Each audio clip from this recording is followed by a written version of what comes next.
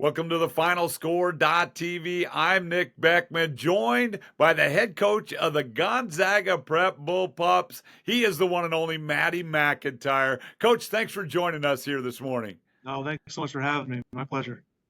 It's actually my pleasure. I love talking basketball, and you're one of the guys I've been watching since your career early, when you started early, coming over from the east side all the way to the Tacoma Dome. Let's talk about this year, because the Bullpups in the Greater Spokane League, you're number one in the Greater Spokane League, 15-5, 8-0 in conference, and you haven't lost since the 3rd of January. And I mean, out of those 5 losses, 3 of those were to teams that were played from Maryland, Nevada, and Texas. So talk to me about what this regular season's been like. Yeah, the regular season's been a little bit of a roller coaster. We started really strong playing Bellarmine Prep and Camas, 2 really strong teams in the state, and we won those games, and then went into a tough patch before Christmas. We lost to Mount Spokane and Central Valley, 2 very well coached teams, 2 really talented teams.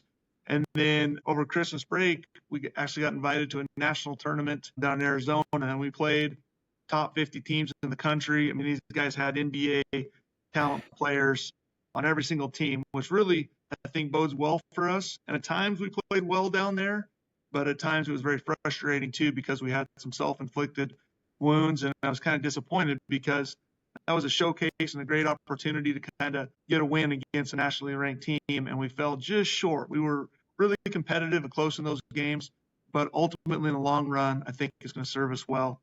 And then in January, we've been winning some games, but boy, it's been just sickness and injuries, and we've had a really hard time of bringing things together. But just in the last week or two, feeling a lot better, a lot more comfortable and confident with us being organized. Well, I mean, you guys are the defending state champions, so you have that target on your back right out of the gate, getting those 2 early wins. And I mean, Central Valley and Mount Spokane, they're chasing you guys. You guys are number 1 in the GSL. They're 2 and 3 right behind you. So as you head to the playoffs, what has this group done especially well that gives you confidence right now as you finish out the regular season? Yeah, it's an experienced group. That's what gives me confidence. Is we got a lot of guys from that state championship team last year. Now a lot of them are playing in different roles and different responsibilities, so it's not entirely the same by any stretch. But they're tough kids. They've always been tough kids. They have some inner confidence within them, and I know that they won't shy away from a big moment.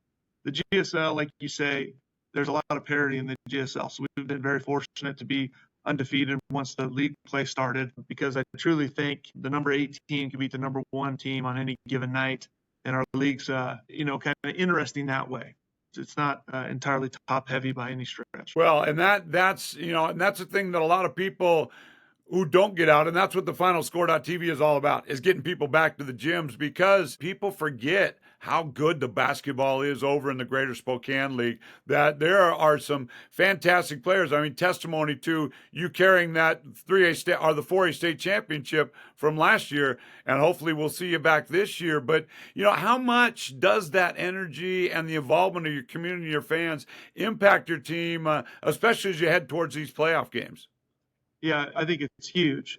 I think one of the number 1 things that coaches face is parents. And we've been blessed to have great parents that support me and our coaches and our program, and our community supports the program, and have that backing. I mean, I couldn't speak enough about that. It's a huge deal. And the parents parent their children, and they let the coaches coach. And so we really have a good culture here, and I'm forever grateful for that support. Well, that's a culture that you built over this last decade and a half. So, I mean, I really admire the way your kids play, and how you just the fundamentals that they bring to the court. And it's got to be refreshing for you to just be able to coach the kids and not deal with a lot of those outside intangibles that crop up in other places. But when you think about your playoff success, you guys back-to-back state champions in 2018 and 19.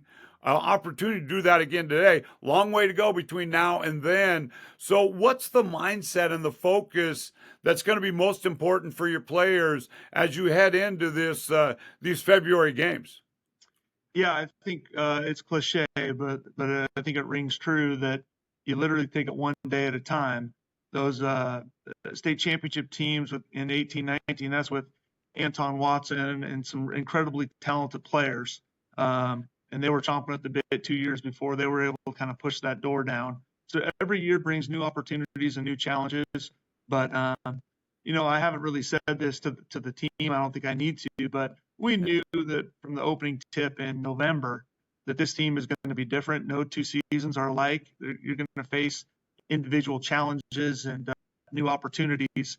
And so last year was last year. The kids understand that this is something new, and we're thankful for the opportunity. We want to ride the wave as long as we can, but we understand it'll be hard to get out of our district with teams like Richland, who's got to be one of the top teams in the state. They return everybody, and they're going to be a handful for any team. I don't care what classification in the state of Washington. So we'll have to save our best basketball for the end of the year, and hopefully we can get that done. Yeah, Bombers haven't lost this year, so that's exactly the point. That East Side basketball really has some great teams and some great competition that is going to set you guys up well for those teams that are able to make it over here to the Tacoma Dome, and that's going to take a lot of hard work, as we know. So, which players for your squad do the little things? The things that really make a difference that might not show up on the scoreboard, but the things that happen in practice even and on game day. Who are those kids?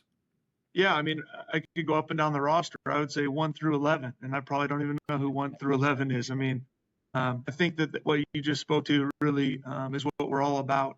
The GSL just released their top 10 scorers. We don't have a single player on that list, and so I love that. I mean, if I could win a basketball game 1-0, that would be my kind of game. So our team really buys into being countercultural, not trying to determine your success on how many points that you score. We measure success in so many other ways.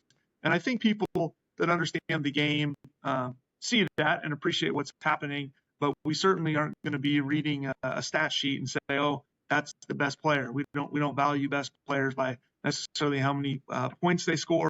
We really value the defense and the intangibles that you speak of. And I mean, our 11th guy, he might not see the floor on game days, but he's an integral part. He knows that he's an integral part to make us better and to make the thing go. So yeah, I believe wholeheartedly in what you just talked about.